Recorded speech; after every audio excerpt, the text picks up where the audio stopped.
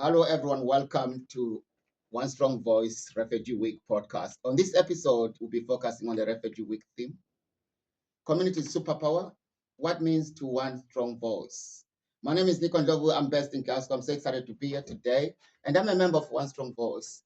And today, I've got a fantastic three guests here with me. So I'm going to start by introducing Jonathan. Please, can you introduce yourself and tell us more about yourself?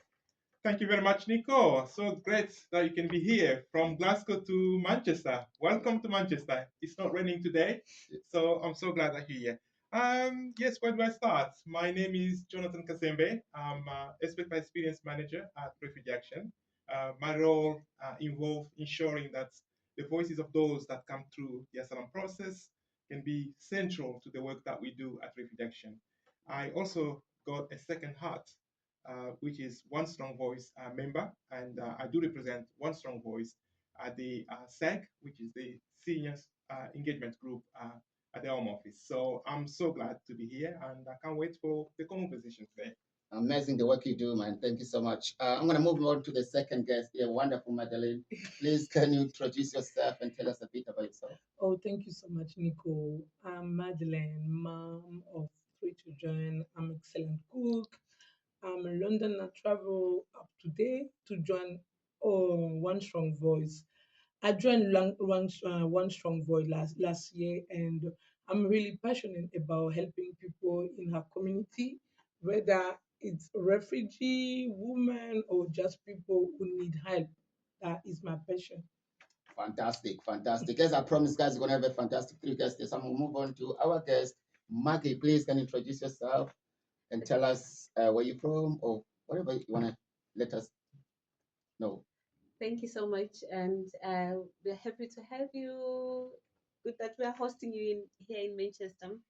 As said, my name is Maggie. I work for Right to Remain, which is a migrant justice campaign where we do legal education, and then I also lead This Walls Must Fall campaign, which is a campaigning group for people with lived experience campaigning against hostile environment as a whole. And then locally, I lead Unified Resilience, which is a community group where we bring our community, people with lived experience, and also the British community together in a space for healing, learning about culture, integrating, and other things. And yeah, and also volunteer with different organizations in Manchester. Wonderful, wonderful, wonderful. Thank you so much, guys. I'm looking forward to our conversation. Now we're going to get straight. So I'm going to just take you guys through about One Strong Voice was established in 2019, and One Strong Voice is in the UK campaign network of networks and individual activists with lived experience of the UK immigration asylum system. We all know that it's a very, very important job. Our vision is to welcoming and a discriminatory immigration and asylum system that treats people with respect, dignity, and fairness. We support people with lived experience on the migration and asylum system and campaign leadership roles across the sector. We also undertake campaigns to influence public opinion, media narratives, and policy. So now, today we've got three key messages. One strong voice key messages are number one, asylum decision making. Number two, access to protection. Number three is one of the very relevant one. So inclusion. The system is designed to treat refugees and migrants in a second-class individuals. To address the problem, all stakeholders have to work together to co-create a new UK-wide strategy that starts from their arrival, ensures they strive alongside their local communities. For the purpose of this Refugee Week theme, our last key messages about inclusion will be the most relevant. So, okay, I'm going to go straight to question number one. What does community mean to you, Jonathan? Thank you very much, Nico, for that question. If you ask me that question of what community means to me, I think as an African coming from the Democratic Republic of the Congo, the spirit of Ubuntu means there's no way one can exist without the others. So the fact that we connected to one another, we may come from different journeys, but there is something powerful that brings us together When we connected, we can climb the mountains, we can cross the rivers, we can do miracles. So for me, that's what community means to me. It's that sense that we need to work together to be able to make one another feel belonging. And between us, we have something powerful when we connected. As a refugee coming from the Democratic Republic of Congo, uh, I feel that what made me resilient since I've been in this country is the community around me, the resources that exist around me. So for me, that sense of purpose, the sense of belonging, that's what community means to me. Thank you. As I agree with you, man. Community to me as well is like people feel welcomed, especially in the refugee week. Like I'm a lived experience myself. I know how important it is to be welcomed and loved, and also be safe in this environment. So the question goes to the same to you, Madeleine. Please, can you tell us what does community mean to you? Yeah, community, by definition, we can say community is a group of people living in the same place or having a particular characteristic in common. But for me, community is a group of people who share something in common, working together, common purpose, the place where people live together.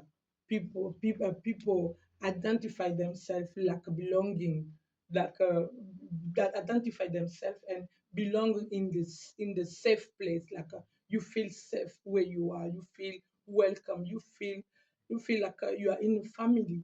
You are not scared about where you live, because you are surrounded by good people and the people who you can trust with your life. Well said. Well said. I'm going to move on to the other our guest here, Maggie. Same question. What does community mean to you? Um, as someone who's walked through the harsh realities of the asylum system, just like my brother Jonathan and my sister Madeline has just mentioned here, I've learned that community is more than just support. It's survival. When the system isolates us, it's the community that reminds us that we are not alone. When policies try to silence us, it's the power of people coming together that helps us speak louder. Coming from the background of campaigning and fighting and resistance, I have seen community providing healing spaces. I've seen community bringing leadership within the broken communities. Um, we have seen communities here in Manchester stopping deportations.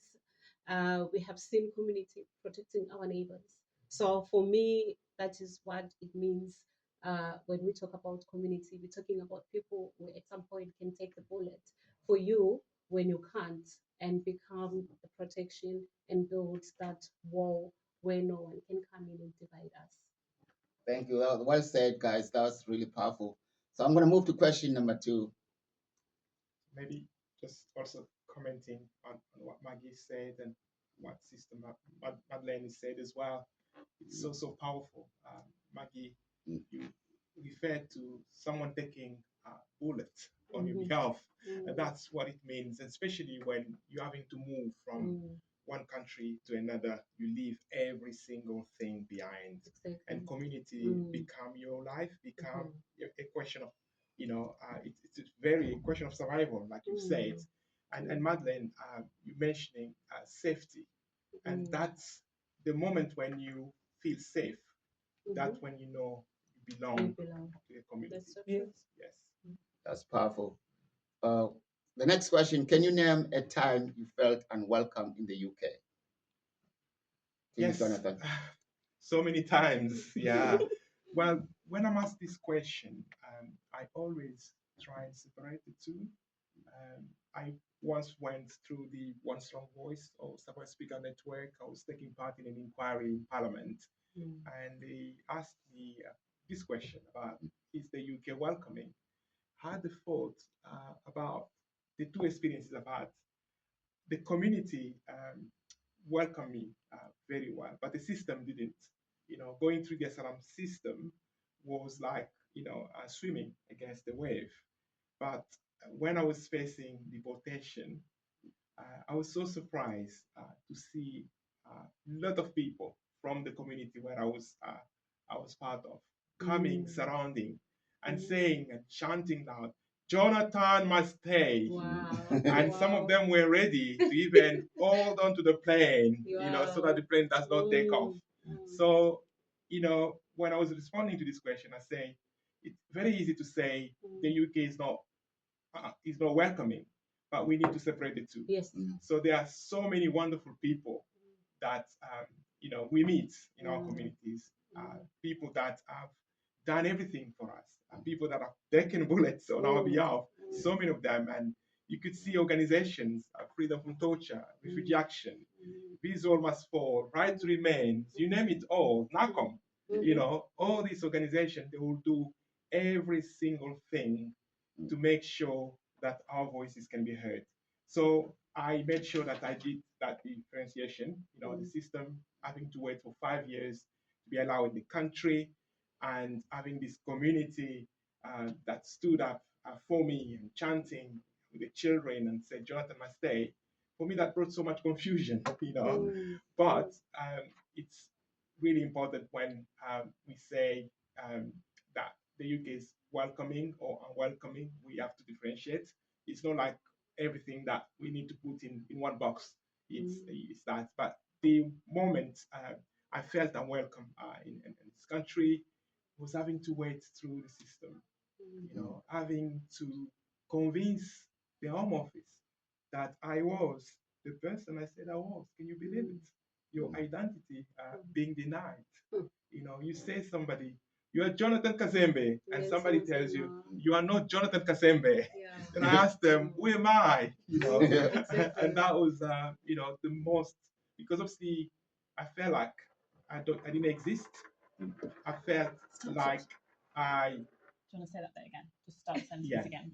I felt like I didn't exist.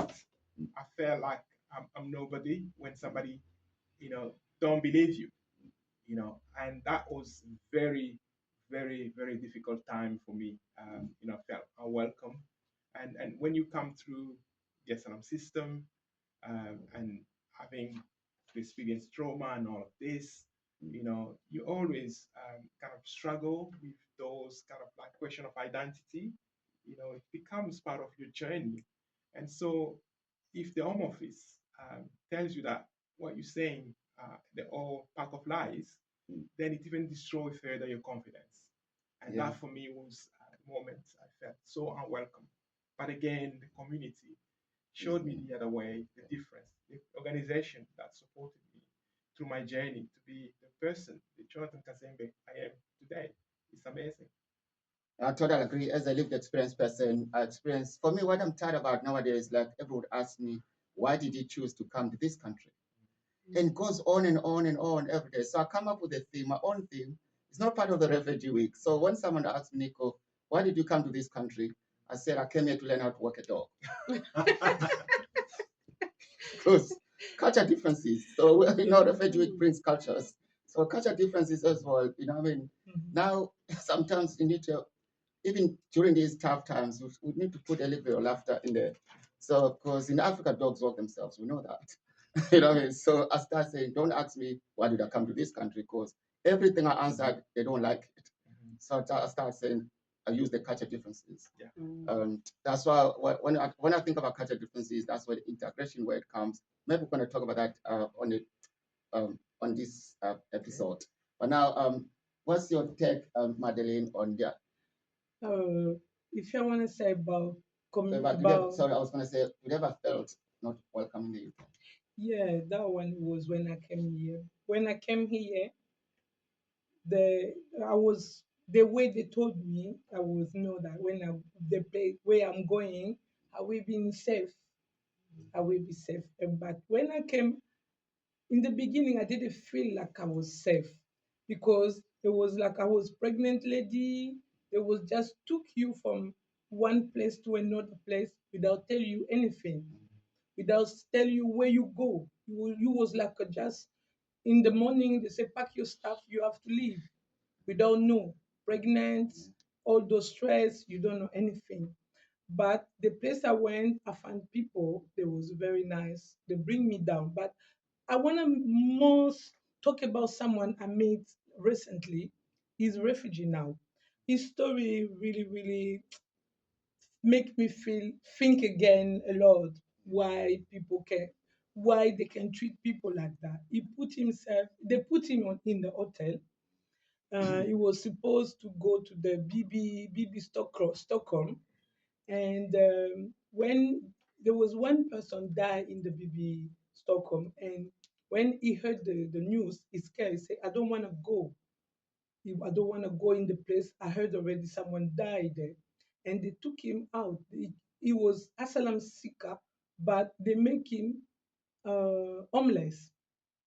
After a couple of years, they give him a state. Now he live again like homeless because he has his statue like a refugee, but he still live like a homeless because he is in council. It doesn't give him a place to live. He live behind someone. He share a room with one of his friend. He told me, I'm still feeling like I'm still asylum seeker because I'm not feel free. I'm not feel happy. I'm not feel like a human being because I don't have the time to sleep by myself like when I want. I can't cook. I can't eat food like I want because if my friend has to go out, I need to leave. I need to leave the room because he has to close his room. The it make me now we are thinking, how can we help him? This small thing make me feel again. But what he wants is just actually the only thing it can make him feel welcome in this country. It's just a small room. We can feel like a safe. He can have his privacy. He can have like a life, if I can say like that. Just a small room, but he's a refugee, but living like a asylum seeker. That thing make me feel think that nothing changed. Even himself, he told me, I feel like nothing changed. Even a refugee now, I'm still like living like asylum seeker. I think Mm. we need to change. We need to think about and make people feel welcome because he still feel that he's not welcome in this country. Yeah, that's why I was earlier on I was talking about one strong voice advocate for this broken system. Yeah, And what I hear from you is like the system is never been fixed, it's still yeah, broken. yeah, Especially when it comes to a woman, doesn't matter whoever it is. I mean, the way they treat people in this country, yeah. the system can be really, really, really frustrating and traumatizing. I mean to say. Yes, yes, It's a yes. lot. And yeah, I totally agree with Jonathan. He mentioned that some communities they also can. Yeah, we need to separate communities and Policies. then policies. So that was really good. Yeah. He was even ashamed to tell me his story. But when I push him, approach him, I approach him and I push him and say, I start to ask him a question. Then after that, he opened himself. He started to explain me his situation. I say, it's like I was just bring him up. Like, don't worry, everything will be fine. You find your freedom because you are called to live in freedom. This country is a freedom country, but sometimes people the government policy, the politic doesn't make us feel like we are free in this country. Thank you. I think that's why we're here today to take opportunity to talk about these issues on the Refugee Week because Refugee Week is also about part of celebrating Refugee Week and Mm. also raise awareness. Maggie, what's your experience about welcome in the UK?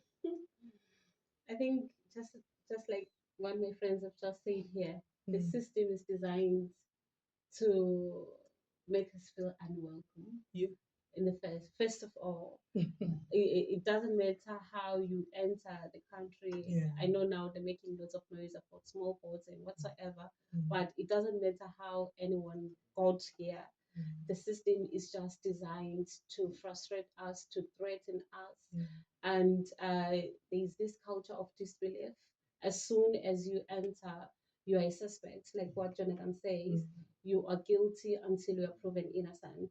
So it's something that is designed like that when it comes to people who are coming here seeking sanctuary. I've never felt welcome. I've never felt safe. Just like you're saying that when you leave your country, it's not like you know where you're going. Yeah. You are just going to a safe space Yeah. or safe place. Wherever some people were coming through NGOs in different ways, whatever they tell you, they will tell you that we are taking you to a safe country. It doesn't matter whether it's UK, it's Canada, it's US. This is what we always like kind of have in our mind. And going back to women, especially like you mentioned, I always say on this journey, women suffer threefold trauma. The trauma that they suffer in their country of origin that they're fleeing from, the trauma that they suffer on the journey coming to the country, Yes. and the trauma that they suffer when they get here, Yes. when they're in the country. So you are just treated somehow like you're just piece of shit. Uh, Going back to my line of work, I work with amazing people who've got amazing, wonderful degrees who could be doing something positive in the country. They're just at home, are sinking into depression and not too sure whether by the end of the tunnel are they going to see the light or the system is just going to break them completely. So I have never felt even one day to say, okay, this is what you are welcome here, except the community that we have managed to build Yes. together, Yeah. that have learned to listen to us, trust us, share the spaces with us, that have got to treat us like human beings. But otherwise, the system completely doesn't make us feel welcome. Yeah, I totally agree. Like now, for me personally, I know I live in Scotland. I fear every day because when you look at the political, what's called waves, now the right wing they take over almost like it's very scary again to be a refugee. In some places nowadays because racism. Whenever I mention racism as well, racism is one of the most, for me, most things I fear. You know, what I mean, uh, racism make me not unwelcome as well because you always fear for your own skin. Imagine. But I'm not gonna go too much there because the next question I think is gonna take us to. Can I get you to say that bit again? Sorry, Maggie, when you spoke earlier, you spoke about the far right attacks and then also the good character stuff. If you like, maybe you could pretend I didn't just speak and be like, exactly what you're saying, Nico. Is that racism? And then talk about the far right because you talk about it in your notes later as well. So it might be a good thing to mention. So just pretend I didn't say anything and you're just following on from him. Yeah, and I think what you've just mentioned, Nico, we saw the far right attacks, especially here in Manchester, and we've seen how our people were being attacked. And we're talking about vulnerable people who are already going through a lot. And when we talk about the color of our skin, it's something that we cannot change. And it's something that you can be easily identified by as soon as you walk. And then now we also got to have the good character law, where people now need to prove themselves to get the citizenship. So this is all designed to kind of suppress us and being questioned by our neighbors who are supposed to be our friends and trust us. You get to a point where the neighbor is telling you, asking you, have you got a citizenship? Oh yeah, no, no, no. And then do you have the good characters that will qualify you to get a citizenship? Do you have a criminal record? They're asking all sorts of questions to an extent of asking you, how did you enter in the country? And because the government is encouraging our neighbors to do the policing for them, so you will never feel welcome in your own home where you pay the bills, where you pay the rent. And then you have your kids coming from school questioning you, Mom, my friends at school were asking if we've got the right documents, how we entered the country. So it's just division. So this is why I will always say we don't feel welcome. We will never feel welcome. We just have to build that community. We just need the spaces like this where we will talk and take the people through the journeys of seeking asylum and why people flee their loved countries. There's nothing sweet as home. And if anyone has to leave something that they call home, that provides protection for them to leave everything that they have and to try and start a new journey where they don't know where they're going, just know that they're fleeing for their lives. And to come here and have to prove yourself time and again, all over again, is totally unfair and uncalled for. If I want to jump a little bit what Maggie said, it's not just in the place where you live. That thing it can be happen even in your workplace. If I want to say about myself, I used to work like a assistant cook if you made just a mistake, it was in an open restaurant. If you just make a mistake, just no mistake, but you delay a little bit the food, isn't the customer make you understand that you are not belong here? Mm. Yeah, Mm. you the customer, they make you understand that you are not belong here. This place is not suitable for you. You Mm. understand? But that all those things people they are doing because it look like the government give them the power to judge people by the color. You understand? By the color, by the ethnicity. You will see some people they try to judge you even by your accent. They Mm. do like a is a nice part. If you understand properly, they want to make you understand that you are not speaking a good English. But I can't speak a good English because I'm not belong here. Mm. I'm a bilingual, you know. Yeah, that's a good one. And if I jump in, obviously, on the question Mm. of racism, Mm. and it's very clear listening to Sister Maggie Mm. and listening to Madeleine that it's everywhere in our Mm. society. It's Yeah. happened in every sort of like angle of Mm. society, you know. And Madeleine, you've talked about work, Mm. you've talked about the language, Yeah. and I think I'm gonna go back to that question that Maggie's asked. You know, why people hire you in the first place? Until we answer that question, we're not going to resolve the problem. So we need to ask ourselves, or the UK government, need to Mm. ask themselves why Mm. people are having to flee their home. Mm. And then if we go back into times, there is a lot of things that we need to think about. And the bare minimum that the UK government can offer Mm. is that simple welcome, you Exactly. know. Mm. And there is no way that we can be dividing ourselves, especially in this time where we have climate questions, climate change questions that Yes. we have to resolve. We have we just had the COVID pandemic that has Yes. happened, affected everybody. So I think we have that responsibility Yeah. to work together to be able to live next to one Isn't the another world rather the than way? dividing ourselves. And Mm.